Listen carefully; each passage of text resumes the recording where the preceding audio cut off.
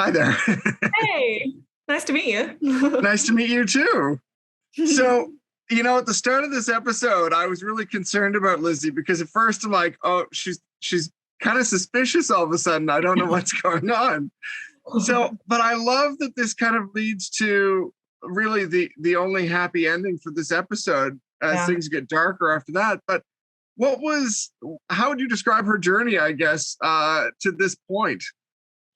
Well, yeah, I mean, I think it's safe to say that she's a completely different character that we met in season 4. I think she's been on this huge journey over to America, and she has really stepped into her own, and she's taken ownership of herself and her sexuality and kind of flourishing a little bit before our eyes, which is really cool. And for me, it's been parallel to my own experience of having stepped into the show, because this was my first job out of drama school, and to be stepping into something as big as Outlander was almost like me going on my own little journey over with Brianna to Fraser's Ridge. So to be able to do that alongside a character and to grow up with a character and to be able to do these scenes where she's asserting herself and doing something quite surprising has been really cool. And I love the way the show kind of balances these two lines in what has to be done versus what's really happening. And that, like Claire says, everything that happens here is everyone's business. And Jamie kind of butts in to make things at least visibly correct. But it does seem like she's headed in a new direction, I guess. How would you describe, I guess, where she's going now?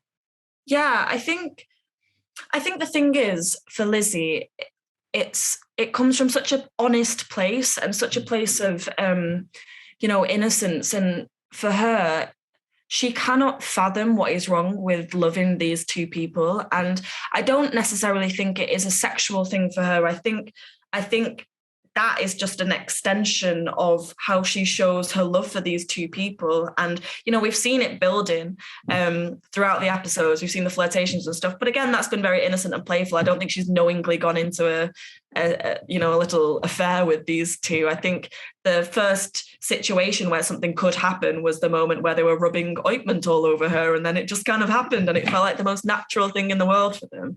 So for her, I think she's really struggling to get her head around what is the big problem with her just loving these two people. And she sees them, like she says in the episode, she sees them as one soul in two bodies, and she can't fathom how she could be made to separate them in any way. And I think we have to see as well that within the episode it takes place alongside Malva's death, and Malva was pregnant when she was killed, and for all we know, there's a killer on the loose who's going after pregnant unwed sinners, so to speak. And I think she understands the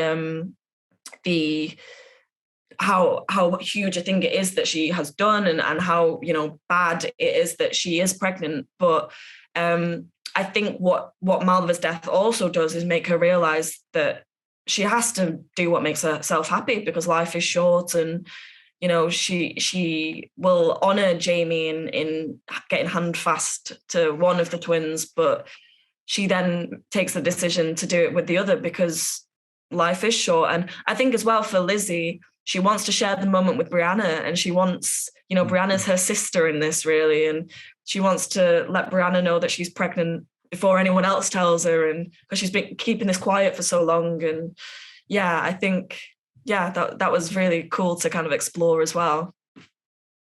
And I guess the next question in all of this is, what is Paul Gorman to work with as the twins? Because it is amazing to watch the show and be like, this is one person, and it's so flawlessly done in the show. Yeah.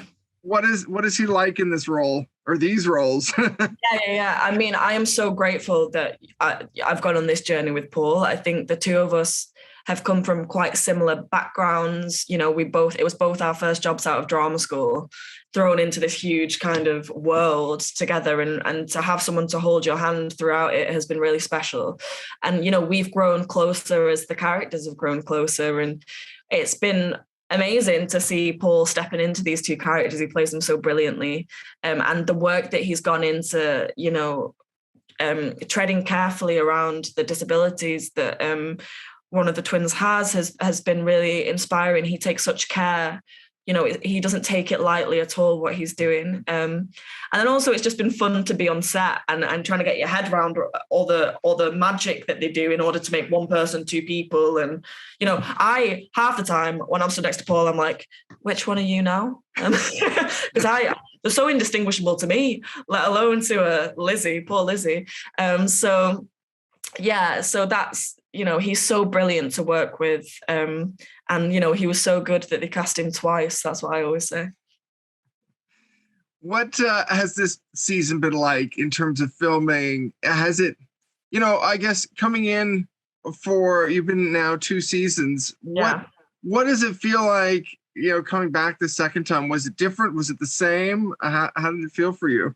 Yeah, so this season was actually my 3rd season that was coming back. Oh, 3rd, I'm sorry. Yeah. No, don't worry about it.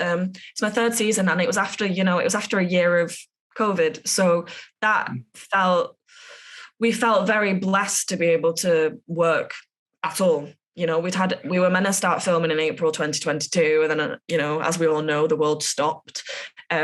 So to even be able to go to work, to do the thing that you love, felt at one point like it was never going to happen. So we were all so grateful to do it. And I think that really intensified the feeling of, working together and being a team and, wanting to get this thing out to people, because we were also so aware that so many fans had come to find Outlander during the pandemic. And, we were getting these new fans all the time. And so it felt very special to be creating something in such a dark time.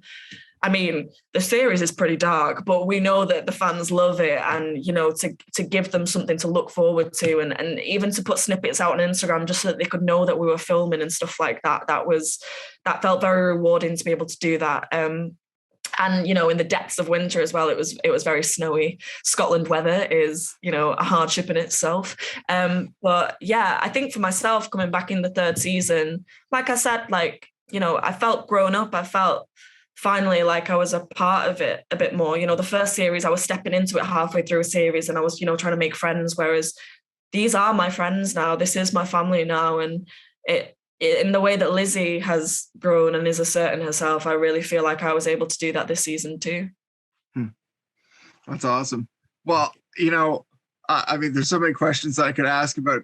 I love the idea of this series in Scotland because I have a deep love of Scotland. So for me, even just talking about that is fantastic. But I guess the thing I want to know almost last of all is, can you hint at anything for this? We're almost at the end. So is there anything you can hint at towards that without being, clobbered? Yeah. What can I say? I think, I think the way that this series has gone in terms of heightened drama, and, I think the next episode, the final episode, is no different. And, Claire and Jamie are going to be faced with, clinging on to each other in a world that's kind of turning against them. And I think family becomes more important and loyalties become more important. And you really see who is there for who and who isn't. That's awesome. Well, thank you so much for the time. I really appreciate it. It was awesome chatting with you. It's so nice to meet you. Thank you.